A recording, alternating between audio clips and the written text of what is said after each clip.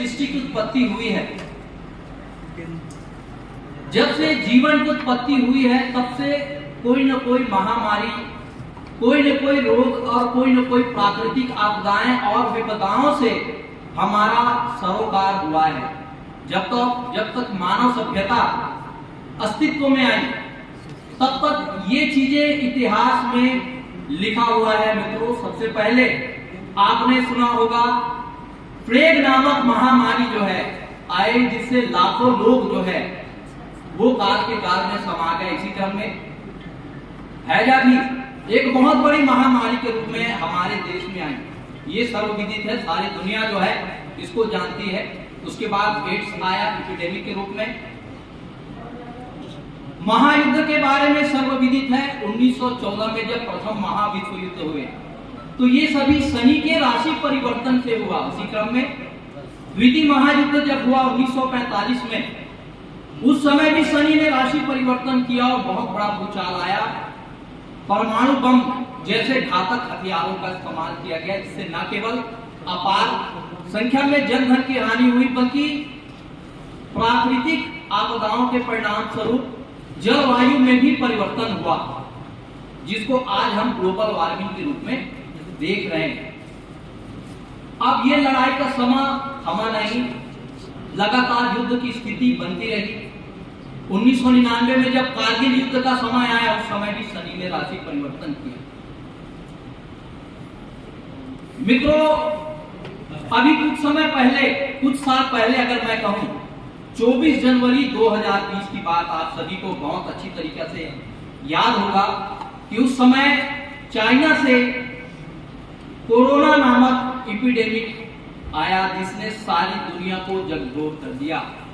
पूरे विश्व में ये ऐसी महाघटना है जिन्होंने संपूर्ण मानव संप्रदाय को, मानव जाति को जगभोर कर दिया और अपने जीवन की भीख मांगने के लिए उनको परमात्मा के सामने नतमस्तक होना पड़ा। तो इतनी बड़ी एपिडेमिक जो है, संपूर्ण मानव प्रजाति ने इसे देखा। इसी क्रम में मित्रों, 24 फरवरी 2022 को जब शनिदेव ने कुंभ राशि में प्रवेश किया, तो उस समय हमास, यूक्रेन, इजराइल, पाकिस्तान जैसे देशों में युद्ध छिड़ गया। तो कहीं न कहीं शनि की राशि परिवर्तन से ये इतना बड़ा उथल-पुथल पूरे दुनिया में मचा। इतनी बड़ी बड़ी प्राकृतिक आपदाएं आई, भूकंप आया, सुनामी आई।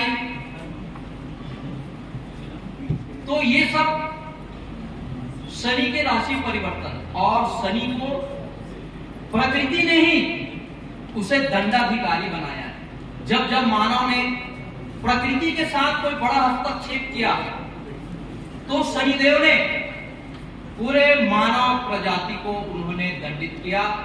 ये प्राकृतिक आपदाओं के रूप में, सुनामी के रूप में, या कोई बहुत बड़ा जलवायु परिवर्तन, जिसको हम सभी वैश्विक समस्या या ग्लोबल वार्मिंग के रूप में कंसीडर कर रहे हैं। मित्रों, अभी आपने देखा होगा, अभी ठंड की ऋतु में हमें ठंडी का तो जरा सा भी एहसास नहीं हुआ। तो ये सब जलवायु परिवर्तन का ही कारण है। टेम्परेचर बढ़ गया है, और आपने देखा है कि मानसून भी अब समय पर आना बंद कर दिया है। किसान को कृषि के लिए जो पानी की आवश्यकता होती है, उसका भी टाइमिंग क्या हो गया, चेंज हो गया, बदल गया। अभी हाल में आपने देखा होगा, दुबई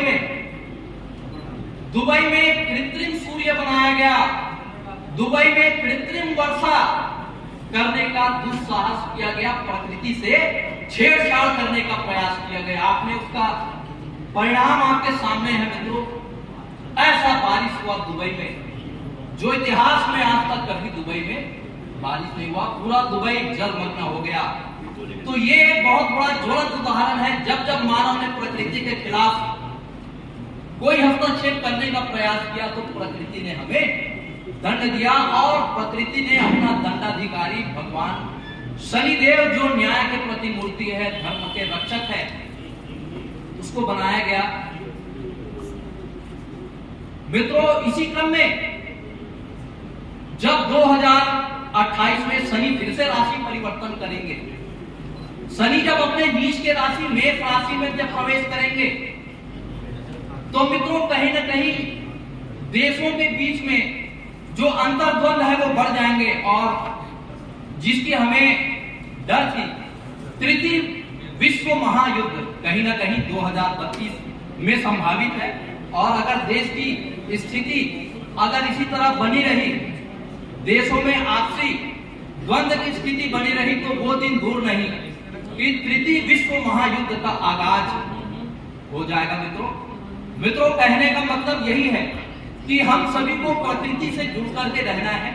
मानवता का सबसे बड़ा यही संदेश है कि यदि हम प्रकृति का सम्मान करेंगे तो प्रकृति भी हमारी सम्मान करेगी। अधिक से अधिक वृक्ष लगाओ, पर्यावरण की सुरक्षा में अपना अमूल्य योगदान प्रदान करो, ताकि हमारे आने वाले जनरेशन, हम संपूर्ण मानव संप्रदाय की रक्षा कर सके, पर्यावरण की सुरक्षा कर सके। जय श्री राम, वंदे मातरम। आप सभी को प्रणाम। आप सभी ने बहुत गंभीरता से हमें सुना, बहुत बहुत प्रणाम।